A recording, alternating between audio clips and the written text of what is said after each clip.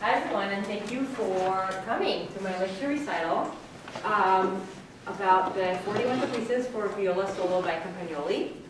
I will start with an introduction to the introduction, as a lot of my friends didn't even know that those pieces exist.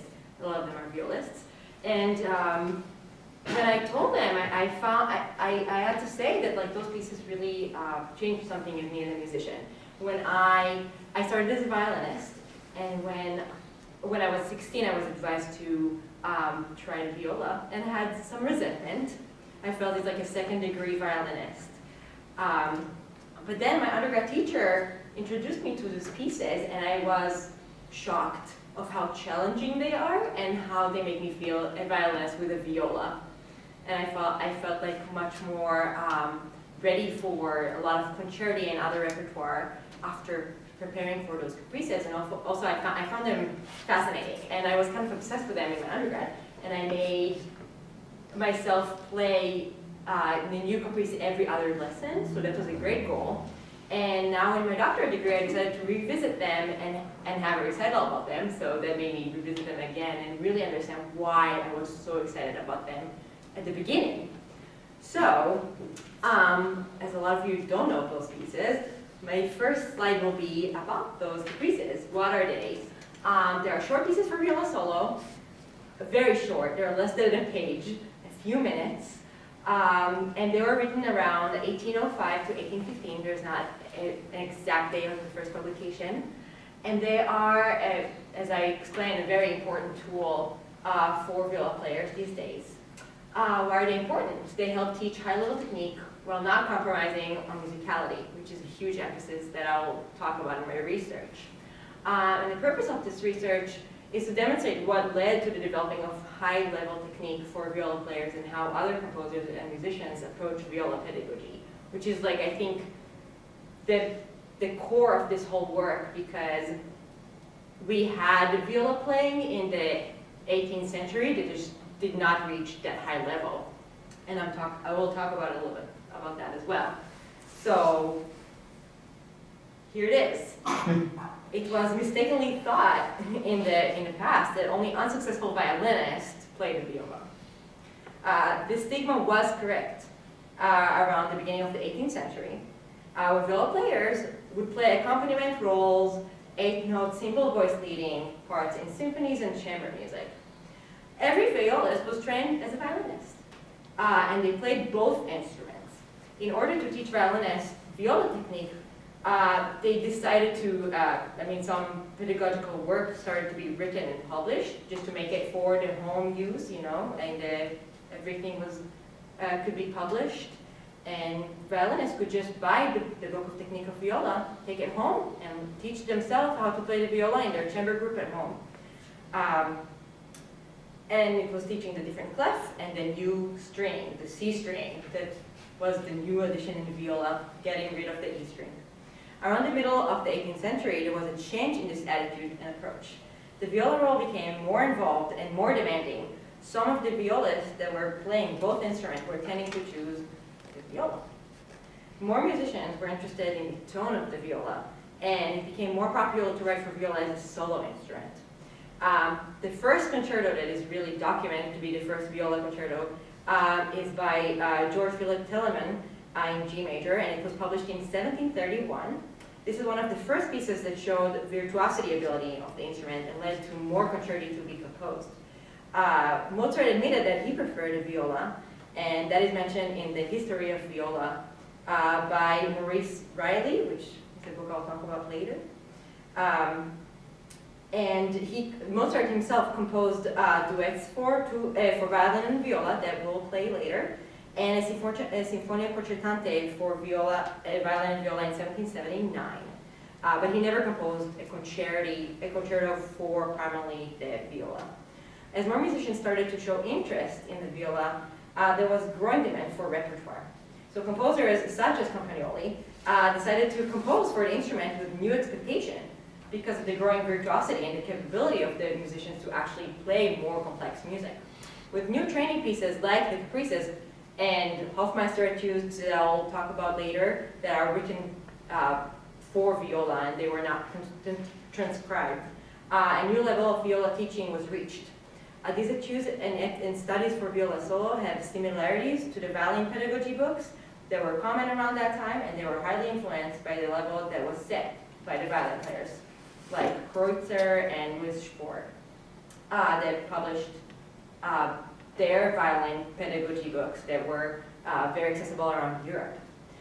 The repertoire for viola grew to include more than just symphonies and chamber works, and included sonatas and concerti. Today, I will talk about the new approach that started to form in the beginning of the 19th century of having the viola instrument stand on its own, and how pieces such as the Caprices helped to establish the new level of playing. In addition, I will discuss how Campagnoli Caprices are similar to the violin method books, such as the 42 Etudes or Caprices by Rudolf Kreutzer, and how these Caprices are unique and different than other viola etudes. So the stigma is gone. And now we're going to start with something musical. We're going to perform a duet for two violas by Alessandro Rolla. So a little bit about Rolla himself, as you guys probably don't really know him, but he was one of the teachers of Paganini. And he was an Italian violist and violinist, composer, conductor, and teacher. In 1802, he became the leader and orchestra director of La Scala in Milan.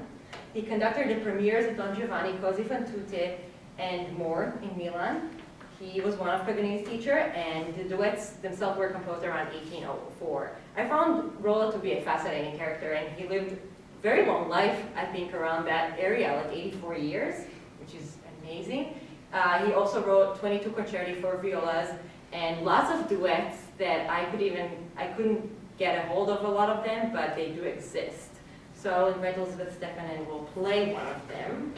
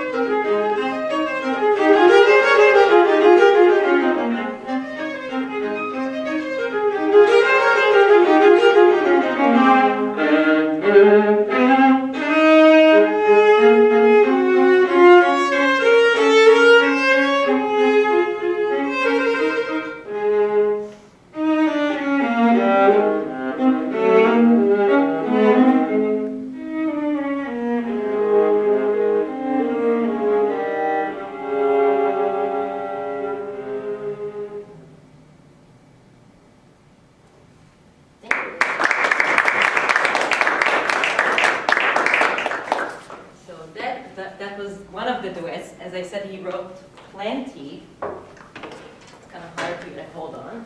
So this is Rolla. We'll get back to him for briefly something about the concerti later.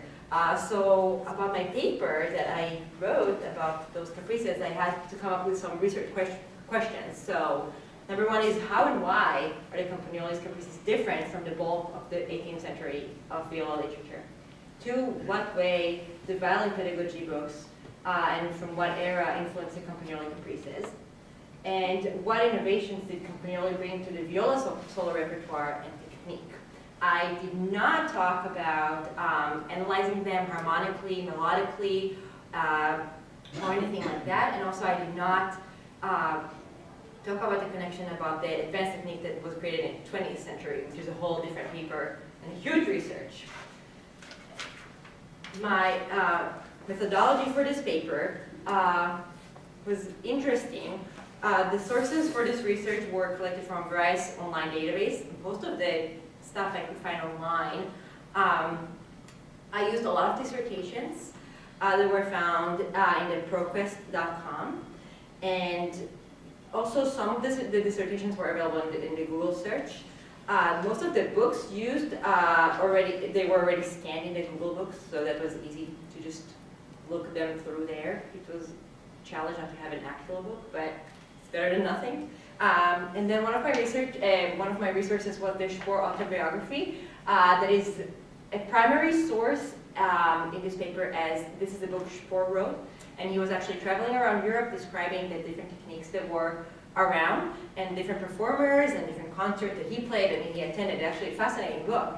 And in that book he does mention Campagnoli a little bit in his technique, and a great source for just like understanding the culture around that era. And that's about that one. And then the dissertations that were examined mainly discussed the specific repertoire. I had some challenges with that, as like I couldn't find one dissertation that was specifically about those caprices, but a lot of them talked about a bulk of repertoire for viola, and then they mentioned the caprices in like one phrase or for some examples. I also used the history of the viola by Maurice Riley, which is basically an index for the history of the viola and how it developed. And for now, for the historical and pedagogical review. So, due to the major changes in violin and bow during the 18th century, until the beginning of the 19th century, there were new possible abilities and skills for players. Violinists could play faster and more faster and with a more brilliant sound than before. The bridge, as you can see, was redesigned, and it's the Baroque one is less curved than the modern bridge. The modern bridge is actually the bridge that we have now, and it allows easier playing on each string and a better sound. And then like there was some design for the bows. So the bow is actually like the opposite. It's flatter and not as curved. So this design makes less of a weight at the frog, and the balance is much more, it's divided better. So there are three bows here actually. One is the Baroque, one is classical era, and then the third one is modern. And this new design created a wider variety of strokes and dynamics. Many violinists experimented with the chin rest, which now we all do, but they didn't have that. And actually, some people say it was Spohr's invention. Now we even have a shoulder rest, which was not really used, and some violinists and violists still don't use. But all those are accessories to help us play faster with the left hand and with more control and less tension, so we can actually play harder things and faster and sound better. And in order to perform these new high-level skills, there was need to establish a uniform technique for violin. So the first, or I don't know if it's the first, but it's a very main one. It's by Leopold Mozart, who wrote one of the first violin technique method book that was published in 1756. His book became a trend, and soon after, many violinists tried to write their own books to capture the technique that they learned and what they think that should be the established technique. Teachers and amateur musicians would use these books to teach and learn the violin technique, and these methods helped establish a unified standard around Europe of violin playing. We still have different techniques. Is like Italian technique very different from German and French, but that book, when it's published, you can take it from country to country and you can migrate and your technique will be accessible and acceptable in other places. And then that brings me to the fact that Capmagnoli himself wrote a method for violin called, in French, Nouvelle méthode de la mécanique progressive du jeu du violon, that compared the new and old techniques of the violins, which at that time, because there were so many changes to the instrument and bow, they needed to talk about that change, because a lot of things were not possible and new things were possible. So, oh yeah, published in 1756, showed there. So why write for viola? In many occasions, violinists were asked to play viola parts in chamber groups and symphonic works, like me. Like I was a violinist, but they needed a viola player, and I kind of jumped on that group. It was clear that the viola part is important, but most musicians were primarily trained as violinists and had limited set of skills on the viola. While being asked to play more often, some of the musicians and composers started to really like that instrument more, and they chose to play on it, like Karl Stamitz and Mozart himself. With growing interest in the viola as an independent instrument, there was a demand of the repertoire and appropriate training materials. So now I'm going to talk a little bit about the concerti that developed around that time. So the first one, as I mentioned, is by Telemann. And then there's a few from the classical era. I mean, all of them here are classical, but you can see that it was like almost like a trend that all these composers have at least one concerto for viola. As Rolla, as I said, is like 22. He, I guess, really liked it. But also like Stamitz and Mozart themselves, they played the viola, Rolla played the viola, Hofmeister primarily the violin, but as I assume he knew what he was writing and he wrote etudes for viola. So now I would love to perform with Sophie one movement. They didn't include it in the program, but only one movement from the Mozart duet for violin and viola that was composed around 1783, and both parts are demanding, so it's not like the violin is more demanding than the viola. And then there are complex rhythms and melodies in both parts, and I have some excerpts here that I included. The red line shows where the melody is, and then the last excerpt just shows like a run that is kind of new for the violist at that time.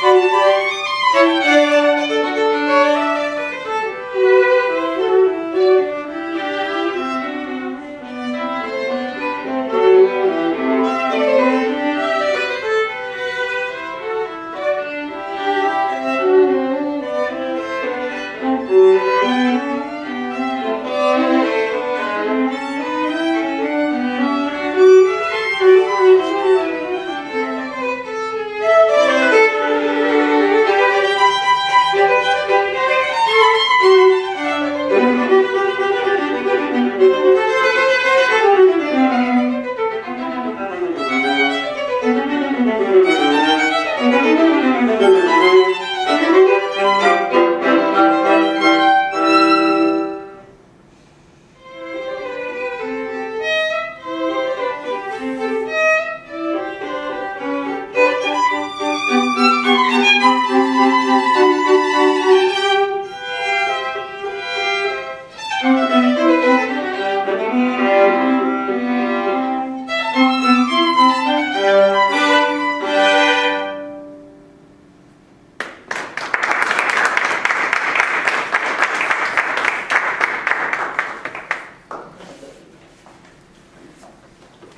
forgot to mention one tiny detail about this duet.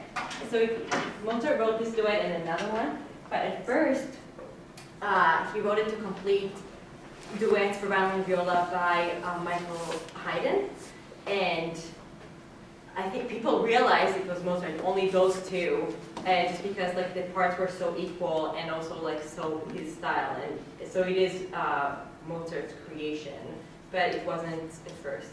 I mean, written as him, but it is him. So, about Campagnoli himself. So, Campagnoli was an Italian violinist and composer. He lived in a time of great transition of both the violin and for classical music in general. He wrote a method book for the violin, as I mentioned before, and that compared the new technique and the old. He was born in Cento in North Italy and studied the violin from a young age locally in Bologna. In 1763, he continued his violin studies with different teachers, some of them, such as Paul Gostarova, studied with Tartini, and Campagnoli returned to his hometown, Cento, in 1766 and played in local orchestras. A few years later, he settled in Florence, where he studied with Nardini himself.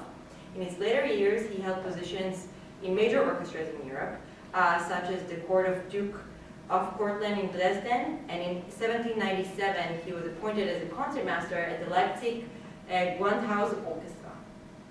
In addition to his career as an orchestra musician, he was a well-known soloist who had many tours in Europe. During his tours, he was exposed to different pedagogies and different styles, different techniques, all of which provided the motivation to create his own pedagogy book for the violin. He used that technique that would called old school, but as I mentioned from my primary source by Spohr, who described his sound as pure and finished, but did just say that he has an old school style, but with pure and finished sound, as he heard him play a concert in Leipzig. So about his violin technique book, so there are no exact dates of the publications, but there is a reprint from 1852.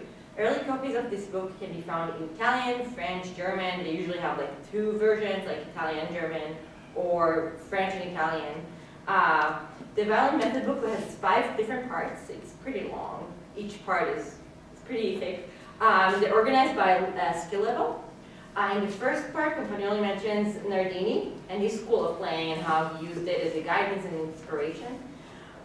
So the first part is very beginning and lots of comments of how you should approach the sound and music itself, and really teaching basic notes and rhythms. So it's from that elementary level to the 5th part, which is pretty advanced technique. And I think the 5th part includes hundreds of comments by Campagnoli himself. This is the main section where he elaborates and describes some of his thoughts. He pairs some of the comments with specific exercises, and others just stand on their own. And he really describes how serious you should look and how you should come to the music and to the violin with like such a great approach and seriousness. So just reading the comments really was pretty remarkable. And now I would like to finally talk about the 41 Caprices by him. And in the viola Caprices there are no comments, and it's definitely very different from the violin method book. It's not a method book, but it's just small Caprices that stand on their own. But you can still see his intentions, even if he's not writing them in words.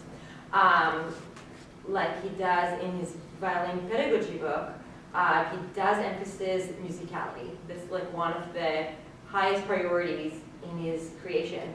There are a wide variety of forms and structures, and each caprice has a different character and mood. It's not like a pedagogy book that has, each caprice has a different intention. Some of them mix the intentions, and some of them mix the variety of strings and strokes, and they're kind of like compiled together. The caprices are not for an elementary level, as opposed to the first part of the violin method. And it does not include comments or ideas other than the compositions themselves, the actual music. I will talk about the caprices and play. I paired it 2 and 2. So caprice number 26 is all on the G string. Just control of the left hand while keeping a flow and phrasing through the right hand. This caprice shows that even though the whole piece is played on the G string, it's not that limited. You can still have lots of like melodies and variety of notes. Definitely influences by opera, and to me, the G string symbolizes a tenor voice sings in an opera. So I'll just play that one before I move on.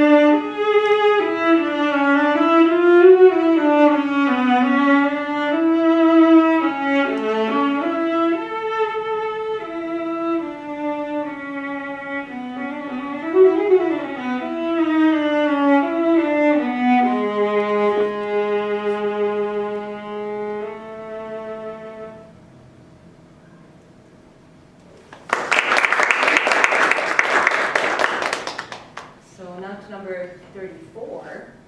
So this Caprices is an operatic character at first. After the two operatic lines, it becomes more of an instrumental piece with different strokes and characters. The Caprices emphasize the coordination of both hands and different contrast of character and registers. There's striking similarities between this Caprice and an aria from the Marriage of Figaro by Mozart. And I brought a recording. Let's see if you will let me play it.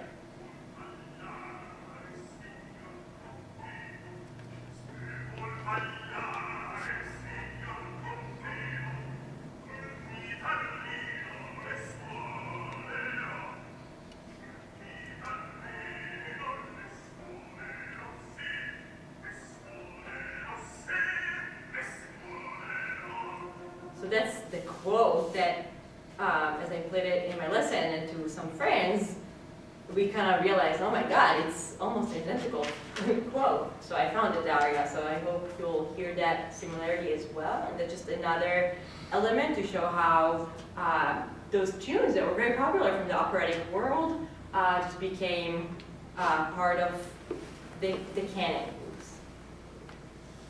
That's the next one, so don't look at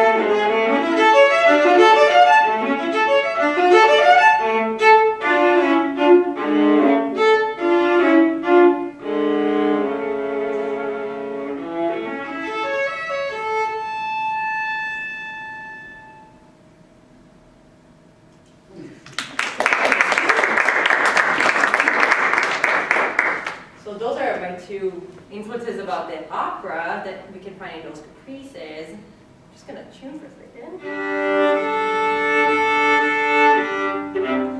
And the next one I want to talk about that you got a peek for is Caprice number 33. As I just decided not to play them in order, but it doesn't really mean anything. So number 33 starts with a 4-bar phrasing. Nope. Oh, it's number 33. Yeah, so it's 4-bar phrasing. And I marked it with like different colors of the line. So there are 3 phrasings there. Like it's the same green. And it will repeat itself in different variations throughout the piece. The melody is simple, but has different articulations such as in the accent on the half note and dots below the slur at the end of the phrase. This repetitive articulation helps to identify visually where the melody is. Even when the voices are mixed, as we have a lot of chords and it gets very thick in the texture, so you can still know where the phrasing is.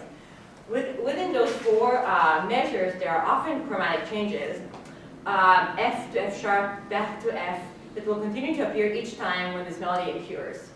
We can see it in, there are like green numbers, so we can see it in measure 2 and 3, so all these chromatic changes demonstrate a control of the left hand within the position and present a relaxed and flexible left hand when it is part of a chord like in measure 6 and 8.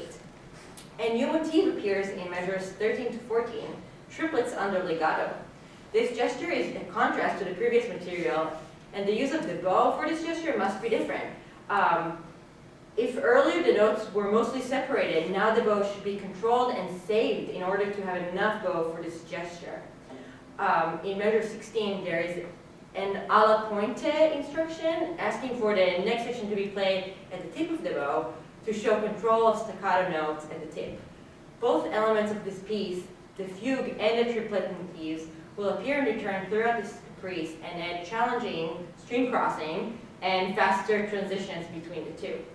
This piece may at first look like a violin piece, transcribed to the range of the viola, but upon closer inspection, one will find it just be a viola piece in just a kind of complicated one. It is written in the form of a very complex fugue that demonstrates control of both hands while paying attention to the different music voices.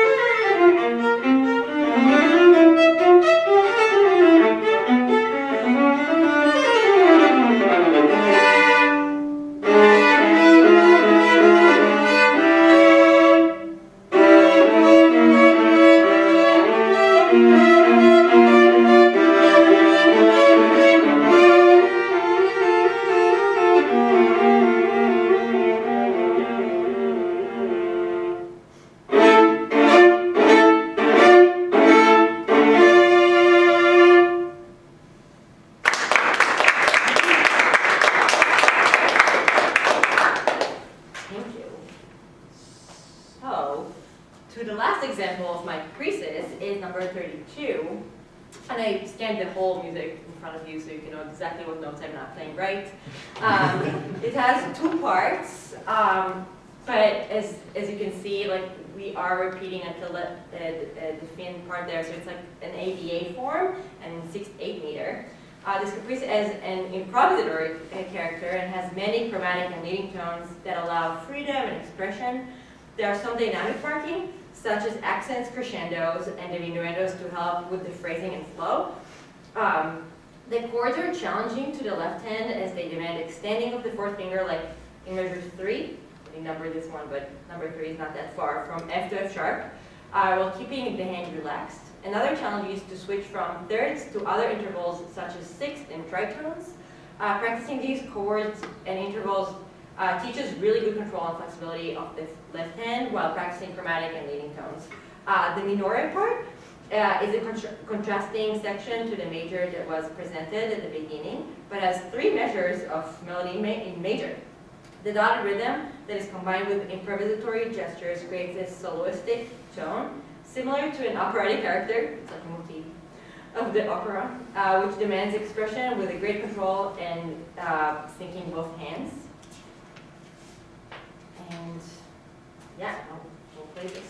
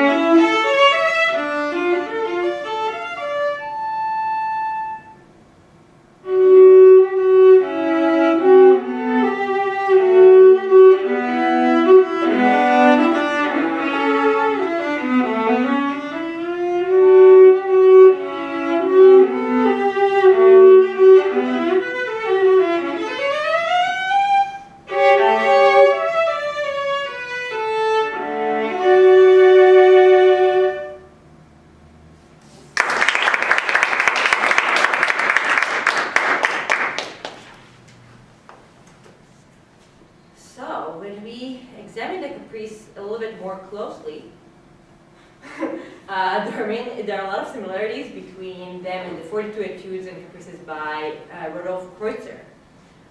Even the name, 41 similar to 42, that's a similar number. Kreutzer lived in 1766 to 1831, was a violinist and composer that was born in Versailles, France. Kreutzer was a violinist and a professor at the Conservatoire de Paris, and together with Pierre Rode and Pierre Pilot, published the Conservatoire's violin method book that established the French school technique.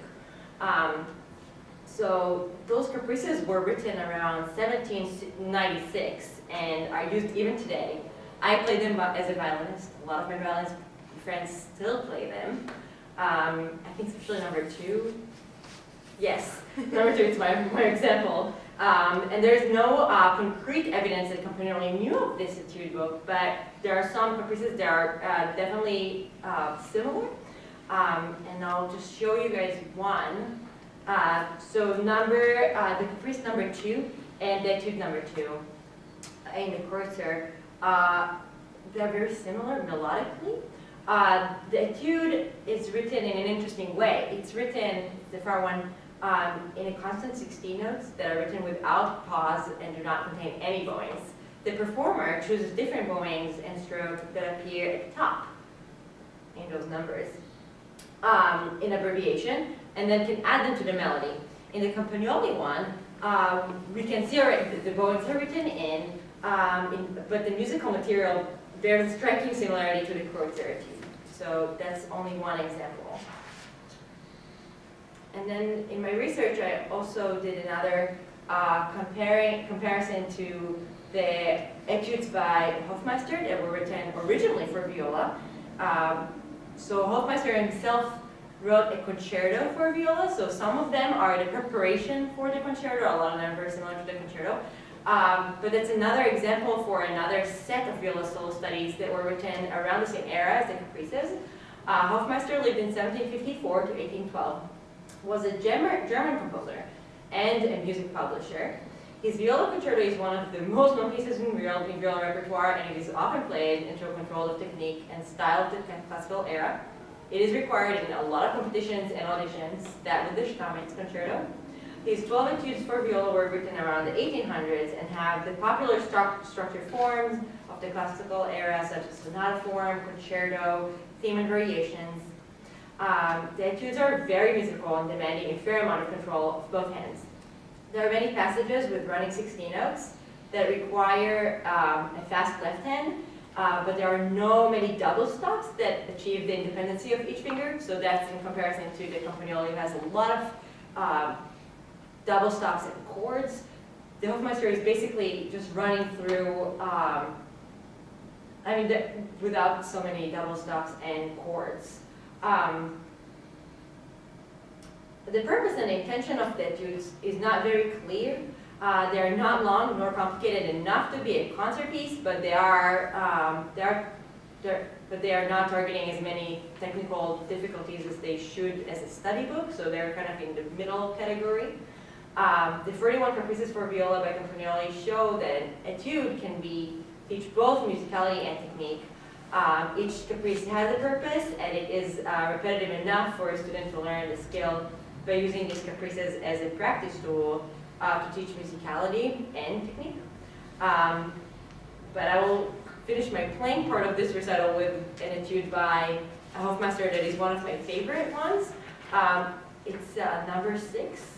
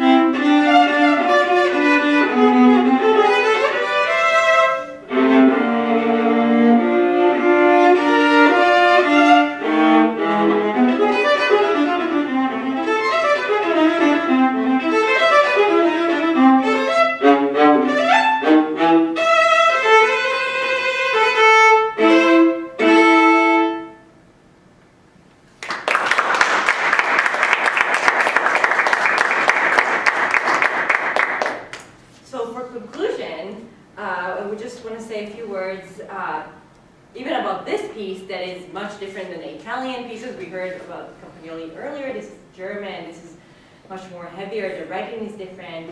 It is a little bit inspired by opera, but it's much more running six notes and virtuosity. And back to Capmagnoli, he represented the beginning of change in attitude towards viola technique and repertoire. Well, prior to the 18th century, it was clear that the viola role is more of an accompaniment. More composers were experimenting with the new ability of the instrument player and the players. The Caprices, Capmagnoli composed setting a new level for viola technique at that time. It is influenced by violin technique and challenged the players to play at a higher level than before. The Caprices are still relevant for viola repertoire in present days and can be used to achieve well-rounded players. I cannot say it enough. I love playing them. I think everybody that plays viola should go through a few of them at least. And as William Primrose, who edited the 41 Caprices in the international edition, wrote in the introduction, in re-editing this unique and highly original work by Capmagnoli, I've approached the task from the point of view of what I like to believe is that of the present-day violist. Departed are the times when a violist was regarded as one who could no longer make the grade as a violinist, and rather than neglect the unfortunate to the trash heap of unwanted things, he was, out of pity and charity, demoted to the alto section of an orchestra, otherwise sound in body and in spirit.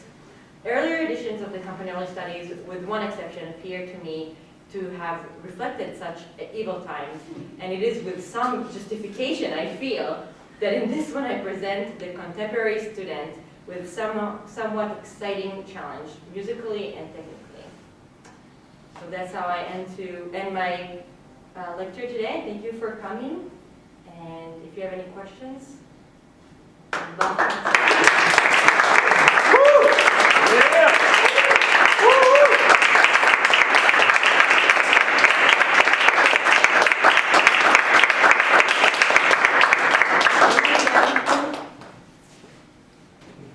That's it. No more snow in Boston.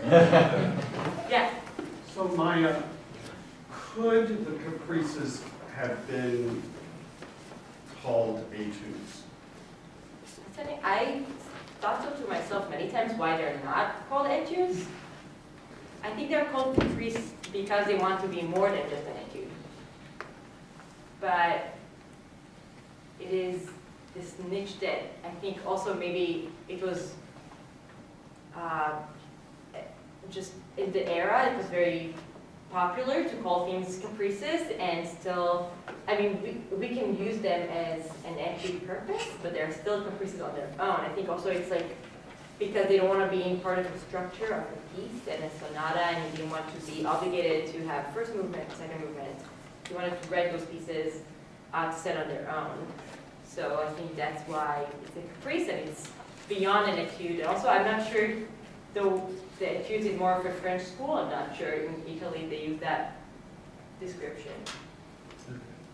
It would have been interesting in retrospect if you did a Mention little something. research on the history of the caprice as the name of a form or genre. Right? Yeah. Yes, I was digging into all this information. I was fascinated how much material. That should be like a whole dissertation from my perspective. But yeah, it's definitely the history of the caprice and history of the etudes and where they meet, where they depart. As Hofmeister did write the etudes, but they do have a similar character. So.